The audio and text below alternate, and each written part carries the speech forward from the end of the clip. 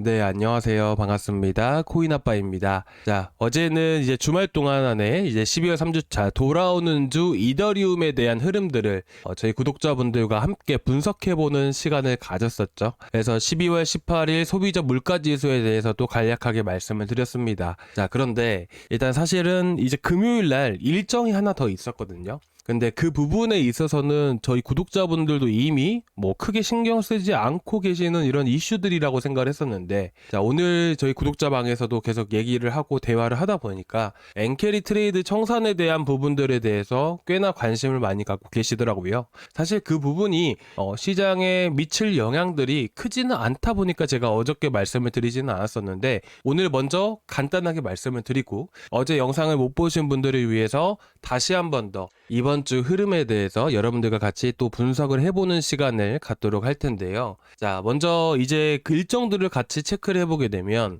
이제 내일이면 고용지표가 발표가 되고요. 자, 그리고 이제 가장 중요한 게 소비자 물가지수, 그 다음에 이제 일본의 금리 인상 여부가 결정이 됩니다. 자, 그런데 지금 여러분들 제가 오늘 아침에 올려드렸던 거 확인하셨죠? 자, 보시면 25bp 금리 인상 단행할 확률이 91.4%라고 합니다. 뭐 이 정도면 금리 인상을 한다고 봐도 무방하죠. 그런데 제가 한 가지 여러분들께 여쭤보고 싶은 게 있어요. 뭐냐면 미국이 얼마 전에 뭘 했었죠? 금리 인하를 했었습니다. 그렇죠? 이 금리 인하를 했을 때 기대감으로 인해서 이더리움이 상승을 했나요? 안 했나요? 당연히 상승을 했었죠. 그렇기 때문에 430만 원부터 해서 510만 원까지 이렇게 상승세가 강하게 나와줬었잖아요. 근데 어쨌든 FOMC 금리 인하가 끝났기 때문에 제로 소멸로 이어지게 되면서 상승분이 일부 반납이 되었습니다. 그런데 그 다음날 토요일날 왜 떨어졌다라고 말씀을 드렸었나요? FOMC 이후에 파월 연설 때 비둘기파적인 발언들이 나오게 되면서 시장에 긍정적인 영향을 미친 것은 사실이에요. 근데 문제는 뭐였냐면 이제 파월이 어떻게 돼요? 파월의 임기가 끝나죠. 그렇다 보니까 파월의 연설의 말에도 상당히 파급력이 강하지만 앞으로 투표권을 가지고 있는 여는 총재들의 힘이 더욱더 쓸 수밖에 없어요. 그렇다 보니까 어떻게 됩니까? 클립을 여는 총재가 무슨 말을 했어요? 약간 더 긴축적인 통화 정책을 선호하고 있다. 긴축적인 통화 정책을 선호한다라는 의미가 뭘까요? 바로 QT를 할 수도 있다라는 얘기예요. 근데 물론 그럴 가능성이 현저하게 낮지만서도 이들의 발언 하나하나가 어떻게 돼요? 이들도 금융 전문가입니다. 한 나라의 통화 정책을 담당하는 사람들이에요. 그만큼 그들의 말 한마디 한마디가 어떻게 돼요? 시장에 영향을 많이 미칠 수밖에 없겠죠. 그렇다 보니까 이 클리블랜드 여는 총재에 대한 긴축적인 발언들, 그리고 캔자스시티 여는 총재도 어떤 얘기가 나왔어요? 인플레 여전히 높다라고 얘기를 했습니다. 그렇다 보니까 어떻게 됩니까? 시장 자체에 악영향을 미치게 되면서 토요일날 낙폭이 확대가 되었었고, 이 이더리움뿐만 아니라 비트코인, 자, 그리고 또 이제 나스닥까지도 큰 폭으로 하락을 할 수밖에 없었습니다. 물론 지금은 이제 반등이 일시적으로 조금씩은 나와주고 있죠. 근데 이런 영향들 때문에 지금까지 하락을 했던 게 사실이에요.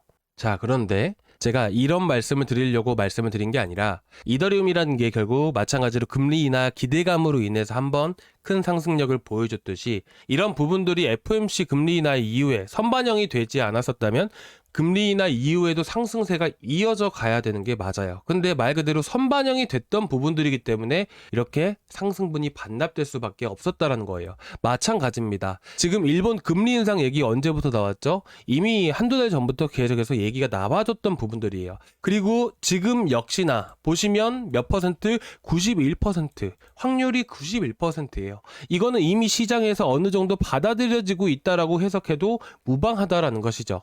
그리고 제가 여기까지 말씀을 드렸을 때 보시면 어느 정도 가정을 가지고 제 개인적인 의견들을 여러분들께 말씀을 드린 거잖아요. 어떠한 증거도 말씀을 드리지 않았습니다. 근데 이 증거들이 또 분명히 있어요. 선반영이 되고 있구나 라는 것을 알 수 있는 증거가 뭐냐면 바로 보시다시피 뭡니까? 2년물 채권. 2년물 채권 수익률을 보시면 되세요.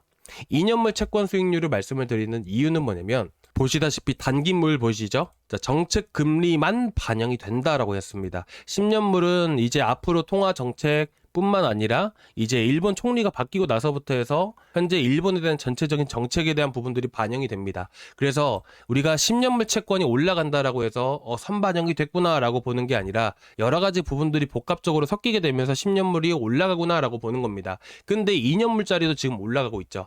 2년물짜리가 올라가고 있다는 부분들은 뭐냐면 바로 정책 금리만 반영이 됐다는 부분들이에요. 쉽게 말을 해서 일본 금리 인상에 대한 가능성이 높아졌고 그런 부분들이 어디에 반영이 됐다라는 거죠. 일본 2년물 금리에 현재 반영이 됐기 때문에 어느 정도 시장 자체만으로는 금리 인상에 대한 부분들이 현재 이미 반영이 되고 있구나라고 보는 게 맞아요.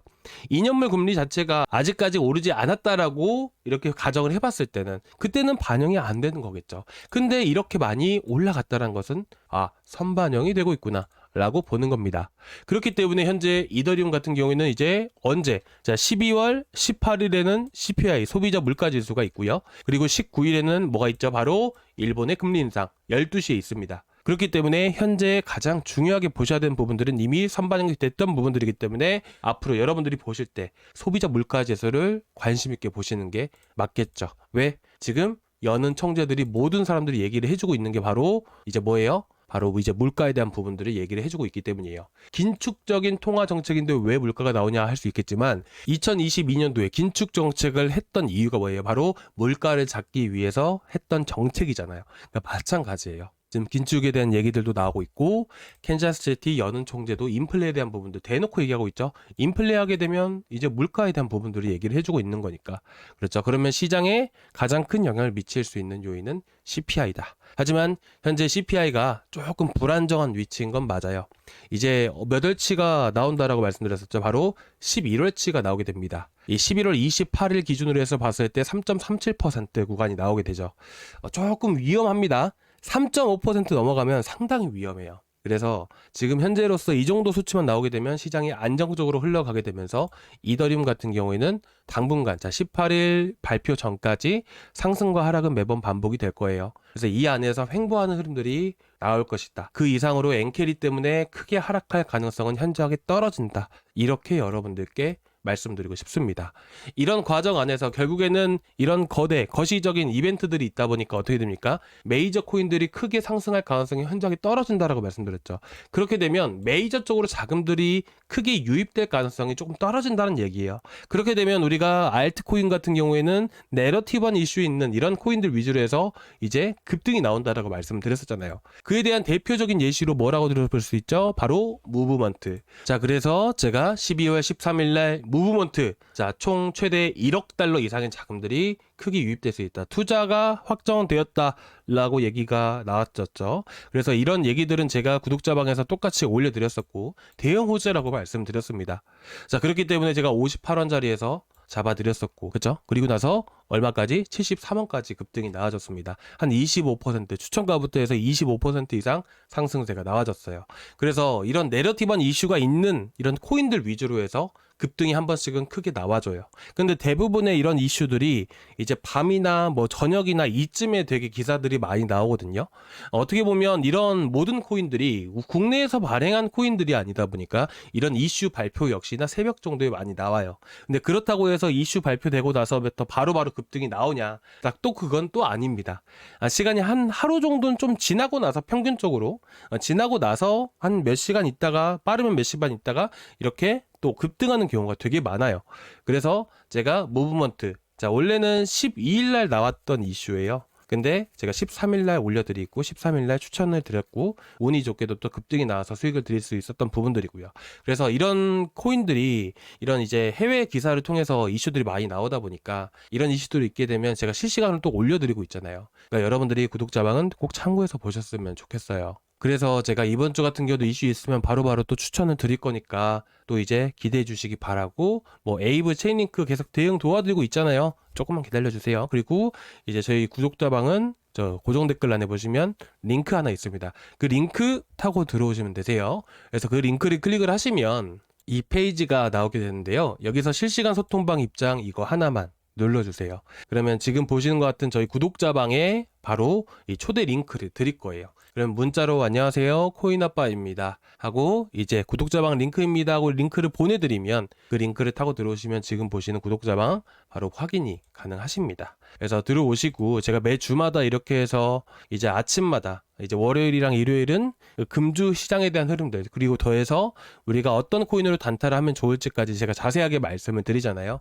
여러분들이 앞으로 결국에는 어떤 코인을 들고 있던 간에 시장이 가장 우선이고 시장에 대한 흐름들이 가장 중요한 부분이기 때문에 최대한 여러분들이 투자하시는데 도움이 되실 수 있을 만한 이런 정보들도 같이 또 공유를 해드리고 있으니까 좀 단타도 하시면서 이제 코인 하시는데 정보들도 같이 체크해서 보시면 아마 앞으로 투자하시는 데 있어서 아무래도 이제 우리가 불안한 이유가 딱 하나잖아요. 앞으로 어떻게 될지 모르니까. 그렇잖아요. 근데 그런 걸 알기 위해서 어떻게 해야 돼요? 시장에 대해서 먼저 아는 게 우선이겠죠. 그래서 제가 이런 것들을 매번 아침마다 설명을 드리는 겁니다. 그래서 여러분들이 보신다면 정말 많은 도움이 되실 수 있으시니까 같이 한번 체크해서 보주시면 좋으실 것 같고요. 그리고 궁금하시거나 걱정되시는 거 있으시면 언제든지 말씀을 해주시고 그리고 저희가 이제 에이브 같은 경우도 여러분들 지난번에 이제 한번 추천을 드렸었잖아요.